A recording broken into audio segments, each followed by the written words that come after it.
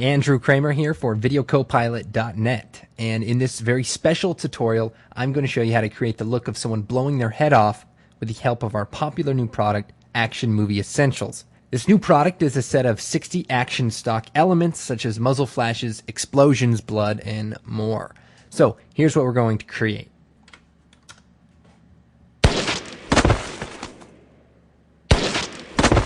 Let's go ahead and get started. What I have here is this suicide movie, and basically what it is a shot all by itself of our actor, my friend Tino, pretending to shoot his head off. And what we're going to do then is create a new composition, so I'm going to drag it into the Make New Comp button. Now the first thing I'm going to do is probably the last thing you were thinking of, and that is kind of cut his face out using a mask. So the first thing I'm going to actually do is motion track this shot. Later on, all of our other elements then can be linked to this motion tracking data.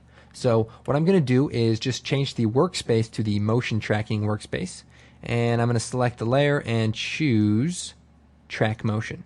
And then I'm going to hit rotation also, and then I'm going to hit the tilde key over this part so I can bring it up.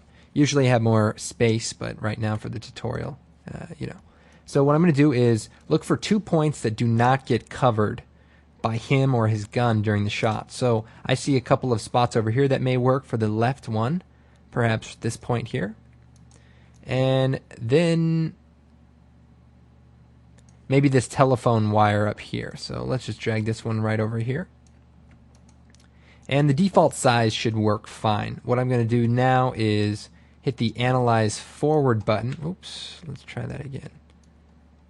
Try there and right there.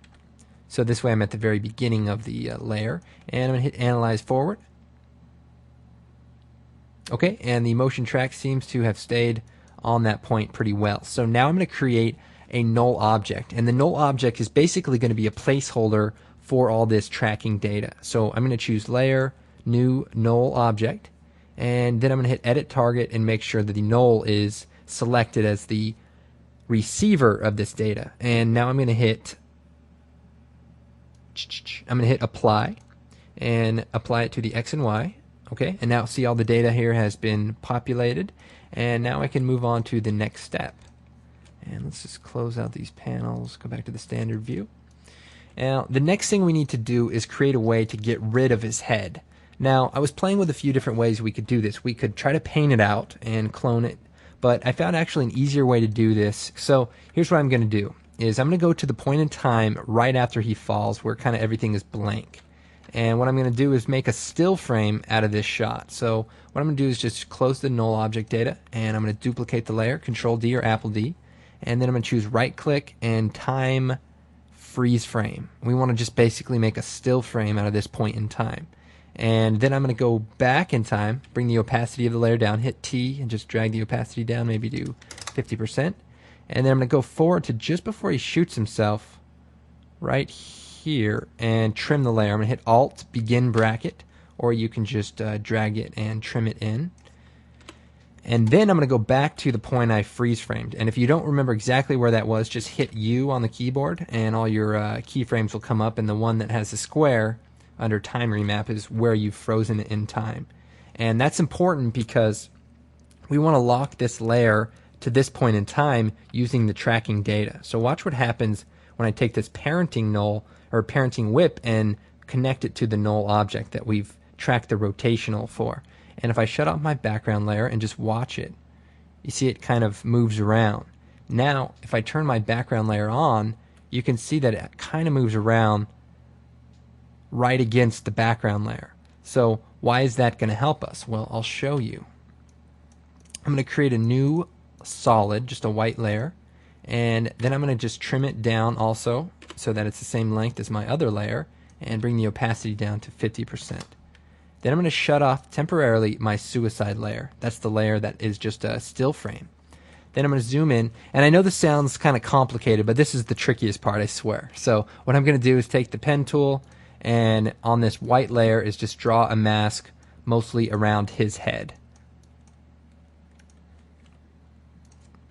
And I'd explain why I'm doing this, but I don't want to give it away. You know what I mean? And then I'm going to hit P, or first thing I'm going to do is drag the pan behind tool and just make sure that my center point is around his neck. That way if we rotate it, it rotates around his neck.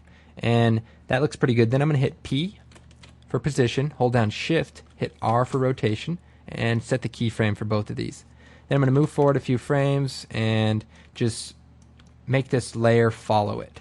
And if I have to go back to make sure that it's pretty good, I will. And I'm just hitting page down and just going through it, and a few more frames, a few more frames. Perfect. And that looks pretty good. Now if we need to, we can hit MM on the keyboard and expand the mask a little bit if we need to make it a little bit bigger, or feather it a little bit more if we need to. But for right now, that should work. Now I'm going to bring the opacity of the layer back up to 100. I'm going to put this white layer and call it Head Matte. And then I'm going to put it right above the Suicide duplicate layer, which is now a still frame. And let me just shut the null object so that we don't see it there. And what I'm going to do is change the Suicide layer Track Matte to Alpha Matte. And what that's going to do is look at just the layer, I'm going to turn it back on there, and use it as a matte. So as you can see, it kind of disappears as it goes down. So what I need to do is feather the edges of this a little bit more, and also MM so I can expand it just so that we don't see it. And then I'm going to just trim a frame off of it and just move this in, move this in. And that way his head blows up at this point and his head kind of gets blown off. So let's just watch it right now. Okay, so that, I promise you, is the hardest part, and it's pretty easy, except it just takes a while to set that up. So the next thing we're going to do is create the blood, and to do that we're just going to import an Action Movie Essentials element. So I'm going to choose File, Browse, and this is going to bring up our bridge. And what I have here is all my elements. Here's the whole set, and I believe there's 8 categories. And in all these categories are the movie files that we're going to import. So if I go to my blood bursts category, I have a bunch of different ones in here. Some are for guns shooting out of the side of somebody, but there's a couple in here for blowing up heads or blowing off limbs, and that's this one right here. So I'm going to go ahead and just double click on it, and that imports it right into After Effects. Well, guess what? These elements are all pre-matted. And what does that mean? Watch this. It's ready to go. No keying or transformating or doing anything like that. Just drop it in and you're ready to go. So what we're going to do is line this up with the head, say right about here, and just move this over one frame, and that looks good about there. Now obviously these are very red and vivid, and there's no possible way I can know what you're going to be using these for. You could be using them for night shots, anything underwater, I don't know. So the reason we make them so red is that way if you're using it very brightly, you'll have the data there, and if you need to darken it, of course you can do that. So what we're going to do is choose the layer, choose Effects, Color Correction, Hue, and Saturation. Also I'm going to choose Effects, Color Correction, and Levels.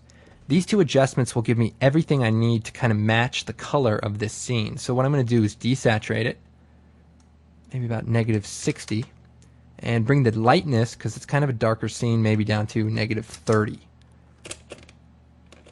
And now we go to the levels adjustment and we can kind of give it that blacker look. That kind of would be similar to hopefully how we think it would look in this time of day. And we can even desaturate it a little bit more, -65. So that looks pretty good. Blood can be pretty dark, and especially when you're off the side of the freeway and you got nothing else to live for, like this guy, apparently. Anyway, watch this. I'm just going to preview it back at this point.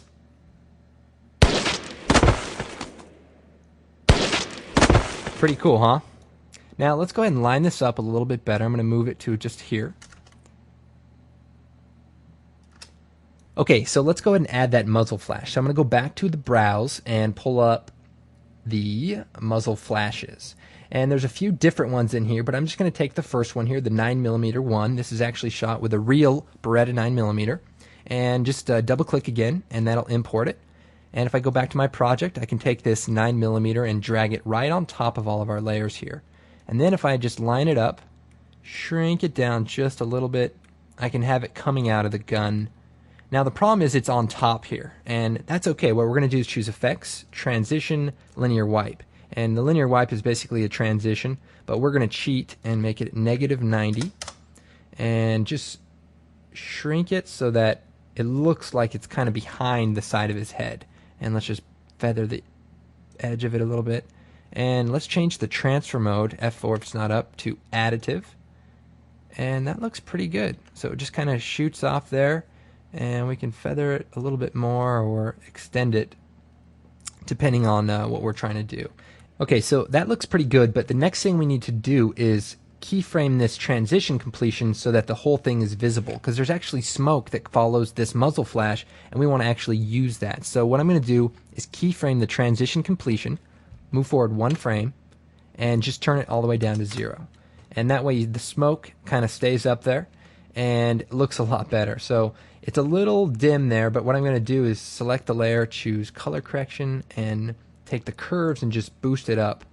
And that way you can kind of see the remnants of the smoke there. Now when you shoot smoke out in a spot, watch. If we just watch it, the smoke kind of does what it does, but it doesn't follow the shot very well. But that's easy to fix now that we have tracking data. So all we do is parent this layer to our null object, which is our tracking data layer, and now that smoke will just kind of hover in the air where it first was emitted in the gun. So check it out.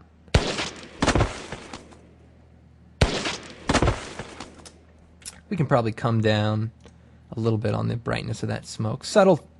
I know it's hard to see in the tutorial, but you know, those are subtle effects that are really cool.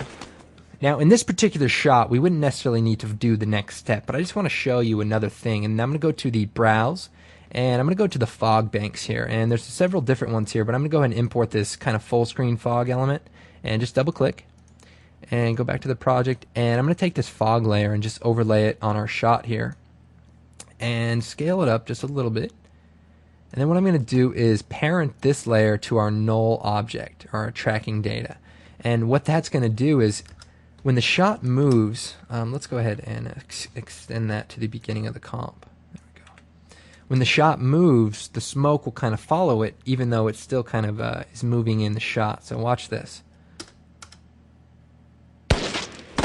Now, not necessarily something we would do in this case, but definitely looks pretty cool. Like maybe this is an early morning shot. We can take the mask tool, cut it in half, feather it a bunch, hit F to bring up the feather properties.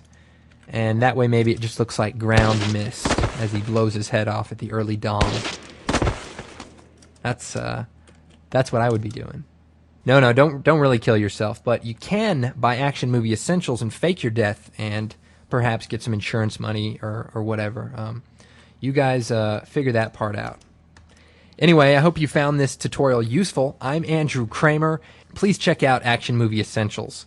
It's a really great product, and I think you might like it. Oh, and by the way, if you order Action Movie Essentials, you get the project file and all the footage in order to follow along. I mean, I would post it up online, but it's not going to do you any good unless you have the Action Movie Essentials pack.